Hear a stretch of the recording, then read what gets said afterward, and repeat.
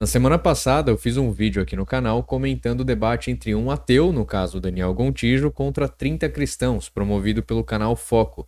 E só hoje, 5 dias depois, eu percebi que o Daniel Gontijo ele fez um vídeo no canal dele dizendo ali os seus maiores erros no debate, né? O título do vídeo é Meu Maior Erro no Debate do canal Foco, onde ele faz ali uma espécie de autocrítica, né? E eu separei aqui alguns trechos que eu achei no mínimo curiosos pra gente comentar alguma coisa em cima aí. Eu debati com algumas pessoas sobre o tema milagre. E eu acho que eu até apresentei bem o conceito de milagre do David Hume. Levei alguns argumentos bem legais para problematizar, por exemplo, que uma cura espiritual pode ter várias causas e muitas vezes um erro diagnóstico acaba explicando por que um tumor não está mais ali ou por que uma mulher que recebeu um prognóstico desfavorável, que morreria em poucos dias, acabou não morrendo. E muitas vezes as pessoas tomam esses desfechos tão felizes, é claro que são desfechos felizes, como prova de que um milagre aconteceu, de que um santo ou Deus fez alguma coisa a favor do fiel. Então, existem explicações alternativas para essas supostas curas milagrosas, e eu acho que eu desenvolvi isso relativamente bem no debate. Dentro do tempo, das limitações ali que eu tive, eu acho que eu fui até bem. Mas eu acho que faltou um argumento tão simples, tão popular entre os ateus, que tem um impacto tão interessante, que é o seguinte: normalmente essas supostas curas milagrosas ocorrem com problemas, com doenças que não são tão visíveis assim. Ou seja, existe mais margem para um erro médico de diagnóstico. E não são tão visíveis assim, vamos lá então. Tem algumas coisas interessantes para comentar a respeito. Vamos continuar, a gente já comenta. Um erro prognóstico, ao passo que algumas doenças mais visíveis, mais inquestionáveis, acabam não sendo alvo dessas supostas curas espirituais. Um problema clássico, muito simples, levantado por vários ateus, é uma pessoa que não tem, por exemplo, um braço, uma perna, que não tem esse braço ou essa perna regenerada. Bom, eu devo começar então com o caso da Gemma de George, né? Hoje é uma senhora, né? Deve estar aí beirando seus 90 e todos, se estiver viva, né? Ela nasceu sem pupilas, né? E sem pupila, obviamente, ninguém pode enxergar coisa alguma, porque a pupila ela funciona mais ou menos como o diafragma da câmera que vai controlar ali a passagem de luz que chega no sensor. No caso, né, da gente, nosso sensor é a retina. Então, se não tem passagem de luz ali, né, por não haver pupila, não tem como ter visão. Então, ela nasceu absolutamente cega e só passou a enxergar quando sua mãe ou sua avó, não me lembro agora dos detalhes, levou ela até o Padre Pio, né? E aí ela passou a enxergar, e não que sua pupila tivesse sido reconstruída, alguma coisa do tipo, não. Ela passou a vida inteira, inclusive concedeu entrevista em diversos canais de televisão, ela passou a vida inteira enxergando sem ter pupilas. E nenhum médico nunca soube explicar isso, e até hoje não existe nenhuma contraprova, né, ou nenhum estudo que desminta essa história, que diga que essa história da Gemma de George seja falsa. Não existe, simplesmente não existe. Isso assim, só pra gente começar a falar, né, do caso, porque assim, essa aqui é a foto dela quando era mais jovem, né, um pouco depois dos acontecimentos, e é nítido que ela não tem pupila, e essa aqui é uma foto um pouco mais recente dela, os olhos completamente pretos, não existe a menor possibilidade de uma pessoa enxergar dessa maneira. No entanto, ela enxerga. Como isso acontece, ninguém sabe. Agora, se a gente voltar um pouco, né, o que foi falado lá durante o meu comentário a respeito do debate, naquela mesma questão que o Daniel Gontijo ele diz que se Deus existisse, ele não se esconderia. É a mesma história. Se Deus promove, né, um milagre inequívoco, por exemplo, a regeneração de um membro, né, que não tem a menor possibilidade de dúvida. Se ele se revelasse dessa maneira, de novo, ele estaria obrigando as pessoas a acreditarem nele, estaria sendo, portanto, um ditador. Porque você não pode ter amor genuíno se você não tiver livre-arbítrio. E a partir do momento que Deus faz uma revelação dessa natureza, ele não deixa dúvida alguma. Então a gente entra naquele mesmo ponto, né, no primeiro ponto, inclusive, do debate do Daniel Gontijo contra os cristãos. Outra coisa, milagres são extremamente raros. Por isso que são anos e anos de investigação até que se prove que alguma coisa é de fato um milagre, que algum fenômeno de fato é um milagre. E os milagres são sempre ordenados à salvação, nunca para gerar curiosidade, espetáculo ou qualquer coisa do tipo.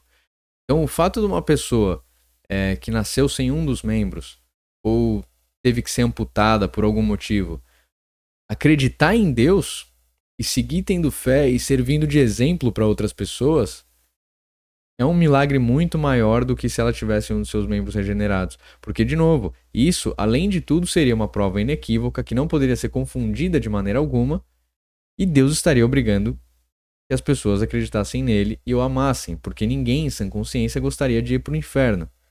E Deus quer que nós participemos de sua realidade justamente pelo amor. Se você não tem amor genuíno, né, por falta do livre-arbítrio, num caso como esse, então não haveria salvação. Então, o fato de uma pessoa que passa por todas essas dificuldades, tem membros amputados ou tem qualquer outro tipo de dificuldade, continuar acreditando em Deus, tendo fé, servindo de exemplo para outras pessoas, é um milagre muito maior. E existem também as lendas hagiográficas, que são piedosas tradições, que podem não ser entendidas de forma literal. E são alguns milagres, alguns eventos, alguns fenômenos que acontecem que podem não ser entendidas de maneira literal, mas sim por um ensinamento moral ou teleológico. Por exemplo, Saint-Denis, né, que dizem que ele foi decapitado, segurou sua própria cabeça e ainda andou por quilômetros para pregar. Né? Ou então Santo Antônio de Pádua, com a história do pé decepado. São histórias que servem de ensinamento moral ou teleológico. Estão ensinando alguma coisa além do fato em si. Por isso que eles podem não ser entendidos de forma literal. São piedosas tradições, né? São essas lendas hagiográficas que são entendidas como piedosas tradições. Não devem ser entendidas, ou melhor, podem não ser entendidas de maneira literal. Então, não, Daniel, você não sabe o que é um milagre. Seria tão simples demonstrar um milagre como esse, uma câmera, uma pessoa com todo um histórico, com fotos, imagens, enfim, vídeos, para a gente não ter dúvida que não foi uma fraude, porque existem casos onde supostamente a pessoa... Para não ter dúvida, de novo, você quer que Deus seja um ditador, que você seja obrigado a acreditar nele. Não é assim que as coisas funcionam. Tinha uma perna maior do que a outra, ou um braço maior do que o outro, e um milagre ali na igreja faz com que esses membros tenham o mesmo tamanho. Mas existem muitas fraudes e até algumas ilusões envolvidas nesses tipos de, entre aspas, curas. Mas um membro se regenerar seria algo tão extraordinário e tão facilmente demonstrável para não deixar muita dúvida sobre um erro diagnóstico. Santo Antônio de Pádua, de novo, você acredita ou não? Um erro de prognóstico ou uma fraude, mas esse tipo de coisa não acontece. Ou uma pessoa que tem uma síndrome, algo muito claro, indubitável, que se recupera dessa síndrome. Normalmente são problemas mais ocultos, que a gente não consegue identificar facilmente num exame, digamos, a olho nu. O que significa que existe muito O caso de Gemma de George é verificável a olho nu. Por exemplo, mais margem para um erro médico, um diagnóstico equivocado, ou para fraudes, ou até um problema que tenha um fundo psicológico, por exemplo, proporcionando uma dor de cabeça, uma falta de ar, algum problema intestinal relacionado com o estresse. E aí a margem para a gente explicar por outros caminhos é muito maior. Então, eu acho que faltou ter trazido esse argumento, esse exemplo de que membros não se regeneram. Claro, porque a gente precisa da explicação do Daniel Gontijo de que membros não se regeneram. Eu não sou uma lagartixa, né, pra ter meu rabo regenerado, então eu acho que nessa daí o Daniel tá certo. A minha área de pesquisa, que é a psicologia da religião, nós temos muitos estudos sugerindo por que as pessoas, em geral, desenvolvem a crença em Deus. Eu tenho um vídeo aqui no canal detalhando os 3 caminhos básicos. Se um cachorro tem sede, ele bebe água, ele tá feliz. Plenamente feliz. Se uma vaca quer fazer suas necessidades, ela vai lá, faz, fica plenamente feliz. Agora, se o ser humano acreditasse numa coisa que não poderia ser verdade, como por exemplo a existência de Deus, existência com aspas, né? De novo, Deus não pode existir. Isso implicaria que ele exista materialmente. Deus é. Mas, né, para fins práticos aqui, eu vou falar Deus existir. Se Deus não existisse, o homem seria um animal incompleto. Seria um animal defeituoso. Porque a sede existe porque existe água. A fome existe porque há comida. O instinto sexual existe porque tem reprodução. Ou seja, a curiosidade existe porque há um conhecimento possível. Então, se o desejo humano não tivesse um referente real, o ser humano seria um animal biologicamente mal programado. A gente só pode desejar alguma coisa desde que essa coisa esteja ao nosso alcance, né? Por exemplo, uma vaca, ela nunca vai ter vontade de compor sinfonias, porra. Um cachorro não tem vontade de ser imortal. Entende? Então, assim, se o ser humano acreditasse numa coisa que não fosse alcançável, nós seríamos os únicos animais defeituosos que anseiam por algo que não possam alcançar. Básicos para o desenvolvimento na crença em seres espirituais. Um caminho é cultural. A gente herda as crenças e práticas religiosas dos nossos pais. Isso explica cerca de 90% de por que a maioria de nós é religiosa, acredita em. Na Nova Zelândia existe uma crença de um sapo gigante que bebeu toda a água do mundo e só expeliu a água quando foi forçado a rir. Eu não vejo ninguém reproduzindo esse tipo de bobagem. E assim como eu, existem milhares, milhões de pessoas. Passaram a acreditar, eram céticas, passaram a acreditar por algum motivo, ou alguns motivos. O que eu vou contar qual que foi esse processo pra mim. Mas não dá pra generalizar dessa forma. De onde você tirou esse dado? Como esse dado é verificável? Não tem como.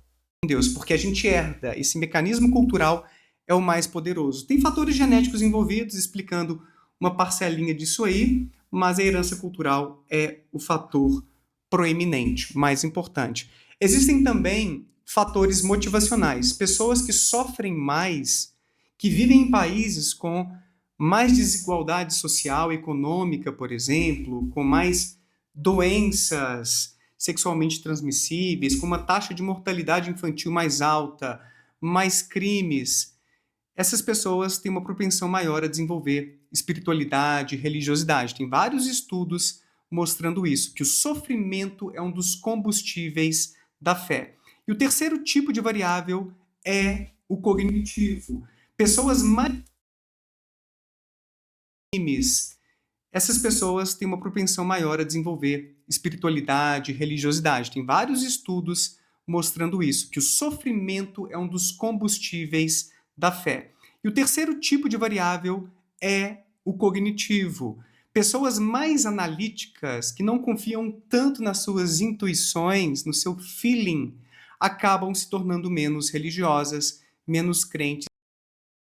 Ou seja, aqui ele está dizendo que quem acredita em Deus, né, ou que pessoa, ou melhor, não vou ser injusto, está dizendo que todas as pessoas, mas ele está dizendo que as pessoas tendem a acreditar mais em Deus, né, ou qualquer outra divindade, são mais ignorantes. Resumidamente, entre linhas, é isso aqui que ele está dizendo. Veja, tem aquela frase, né? Se você dá um gole no copo da ciência, você se torna ateu. Agora, se você tomar o copo até o final, você enxerga Deus no fundo. Então, eu não acho que o Daniel Gontijo, por exemplo, seja mais analítico do que Santo Tomás de Aquino, ou que Aristóteles, né? E olha, ele está dizendo que as pessoas mais analíticas, né, tendem a não acreditar em divindades. Pode até ser, mas eu tô para ver povo mais esotérico do que os céticos. Pode ver, a pessoa não acredita em Deus, mas acredita numa energia, acredita, né, num pezinho de coelho, acredita em colocar um adesivinho no umbigo para não atrair mal olhado. Então, na verdade, a pessoa está substituindo a figura de Deus ali na vida dela, porque, olha só, se Deus existe, você não se pertence. E isso é aterrorizante para essas pessoas. Se Deus existe, você não se pertence. Então elas acabam substituindo Deus para não ter um sentimento de culpa, né? Ou, enfim, tá tudo liberado e tudo mais, por um esoterismo, ou então pela própria ciência. E sim, é crença. Afinal de contas, o que é fé? Fé é você acreditar em algo por conta do seu autor. Acreditar em algo pela autoridade de alguém. A partir do momento que ele próprio não fez, por exemplo, um estudo científico sobre determinada coisa, para ele replicar aquilo, ele tem que ter fé naquilo. Tem que ter fé no cientista, na autoridade do cientista. Então, no final das contas, essas pessoas só estão substituindo uma coisa por outra. Seja por um esoterismo barato, seja pela própria ciência, né? Na pandemia, a gente cansou de ouvir as pessoas dizendo: eu acredito na ciência. O que isso efetivamente quer dizer? Nada. E outra coisa, ele está atribuindo uma civilidade, no caso, à capacidade cognitiva. E isso não é verdade, porque se você voltar no tempo, e até mesmo hoje em dia, hoje ainda existem tribos canibais, né? Mas até o Chesterton ele vai dizer isso em O Homem Eterno. As tribos canibais, diferente do que as pessoas imaginam, são as mais desenvolvidas. Não são as mais rudimentares, né? As tribos canibais, eu falei isso inclusive no outro vídeo, e torno a dizer, elas praticam o canibalismo porque sabem que aquilo é um ato medonho. E elas fazem isso, né? Inclusive o Chesterton vai chamar de diabolismo consciente, porque elas se permitem praticar um ato medonho com a finalidade de amedrontar tribos rivais. Elas são mais civilizadas por serem mais inteligentes? Não necessariamente. Em Deus, porque elas têm uma propensão a questionar mais, a identificar falhas argumentativas, a não confiar naquela intuiçãozinha que vem e que as religiões, de forma geral, aproveitam muito para poder acreditar em Deus. Tipo a intuição de que tudo que eu vejo minimamente complexo ao redor foi criado por uma mente inteligente. Esta câmera, este microfone, este computador e assim por diante. Como eu sou um organismo complexo, olha só o meu olho, logo deve ter sido criado por um ser ainda mais inteligente, ainda mais. Bom, todos os exemplos que ele deu precisaram ter um criador, necessariamente, né? Todos os exemplos que ele deu. Poderoso.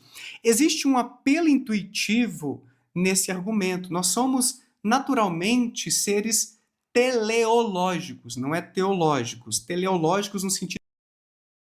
Exatamente, nisso eu concordo com o Daniel Gontijo. Agora a gente volta para aquela questão. Se acreditássemos em algo que não fosse. Não tivesse um referente real para nós, que não fosse possível que a gente alcançasse, a gente seria um animal defeituoso. Os seres humanos seriam animais defeituosos. Porque seriam o único animal que anseiam por algo que não possa alcançar. Então, sim, nós temos essa ânsia por resposta, né? De onde a gente veio, para onde a gente vai.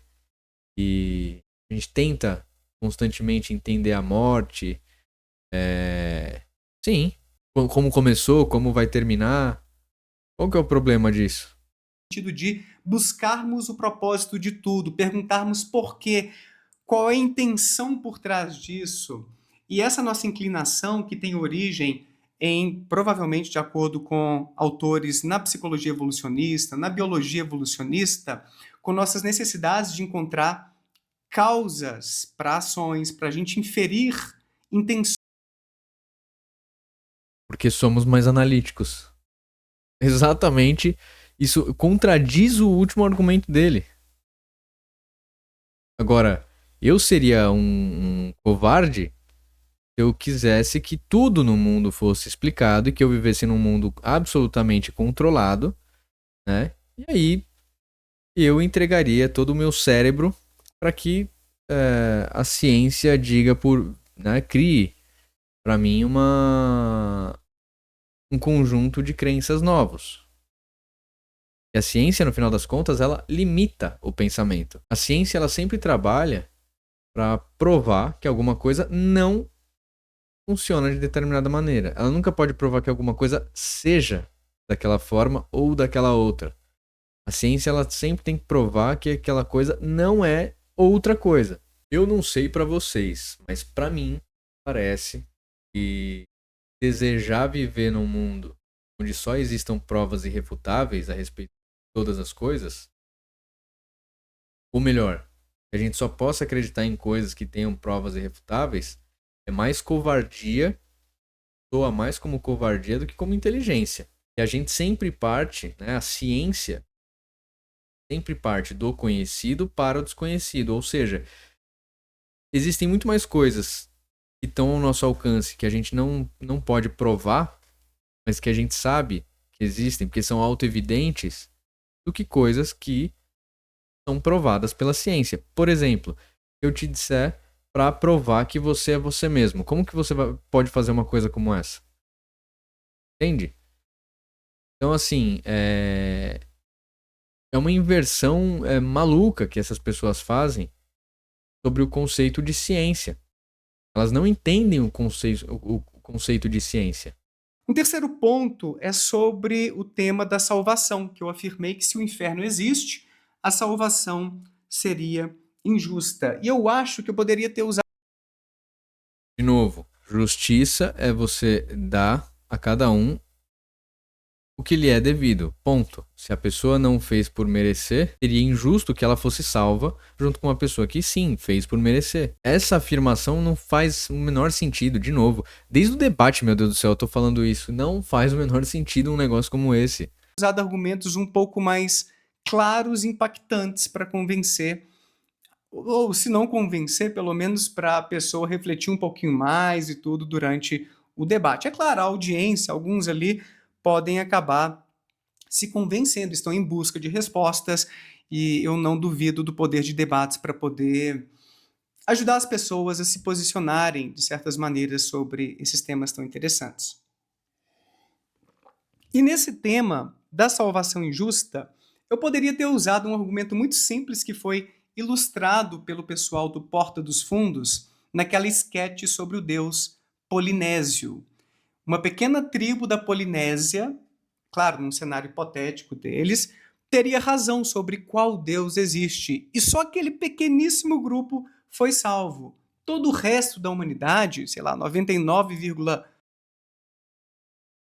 não sei nem por onde começar aqui, meu Deus do céu. É por isso, inclusive, que a igreja distingue, né, as formas ordinárias e extraordinárias de salvação. Nós sabemos, nós temos acesso a todos os meios de salvação? É claro que não. A gente não é Deus, porra. Agora, existem as formas ordinárias. Mas, por exemplo, as crianças que morreram por ordem do rei Herodes, elas obviamente não eram católicas, certo? No entanto, elas morreram no lugar de Jesus, ou seja, elas morreram por Cristo, de uma forma ou de outra. E elas são consideradas pela igreja como os santos inocentes. Até porque o entendimento é que, diferente do que algumas pessoas falam, não é que a igreja diz que pessoas são salvas por suas obras. Pessoas só podem ser salvas de qualquer maneira por meio da graça.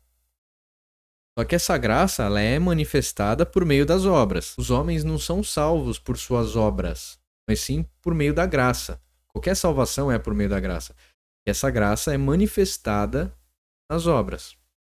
Então, se uma pessoa, né, mesmo que esteja fora da igreja, seja uma pessoa justa, né, que ela carregue consigo ali todas as virtudes necessárias, ou que morra por outra pessoa, enfim, existem vários e vários e vários exemplos, assim, eu me alongaria demais se eu fosse citar todos os exemplos.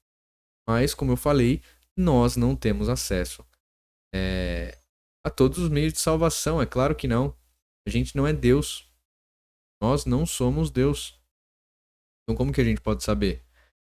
Tem como a gente ter certeza que qualquer pessoa esteja no céu ou no inferno ou no purgatório, exceto pelos santos, que são faróis que iluminam o nosso horizonte e dizem, mostram, né, ali o caminho que a gente deve seguir. Agora, se uma pessoa ela tem essas qualidades, está fora da igreja, ela pode ser salva perfeitamente. Existem formas ordinárias e formas extraordinárias. É como se eu tivesse um mapa para chegar até. Ó, vamos imaginar o seguinte: eu tenho o Waze instalado aqui no meu celular, quero chegar a determinado lugar. Se eu seguir o caminho que o GPS estiver me indicando, ou o mapa que seja, eu vou chegar lá provavelmente mais rápido, provavelmente com maior segurança. Eu vou ter um caminho mais fácil. Agora, se eu não tiver o mapa, se eu não tiver o GPS, eu posso chegar ao mesmo lugar? É claro que sim. É evidente. Agora, pode ser que eu demore mais. Pode ser que eu pegue alguns caminhos perigosos. Pode ser que. Entende? Então, a forma ordinária nada mais é do que um mapa. Agora, a forma extraordinária, eu não sei o caminho que a pessoa passou, eu não sei os becos e vielas por onde ela passou, não conheço. Eu não sei se ela pegou um caminho perigoso, eu não sei nada disso daí. Mas ela pode chegar no mesmo lugar, o destino é o mesmo.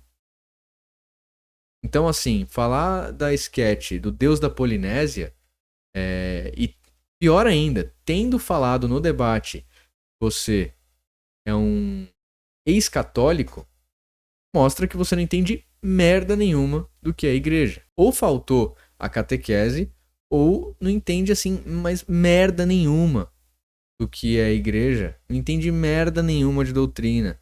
Não entende nada de teologia, nada de filosofia para falar uma besteira como essa. 9% teria ido para o inferno. Será que isso seria justo? Um Deus que não se revelou a toda a humanidade, um Deus que não se empenhou em ser conhecido, em convencer as pessoas que, inclusive, O nosso Deus conversou com samaritanos, conversou com fariseus, conversou com todos. Então isso já exclui essa injustiça que o Daniel Gontijo traz aqui. nasceram em outros berços religiosos. Será que seria justo?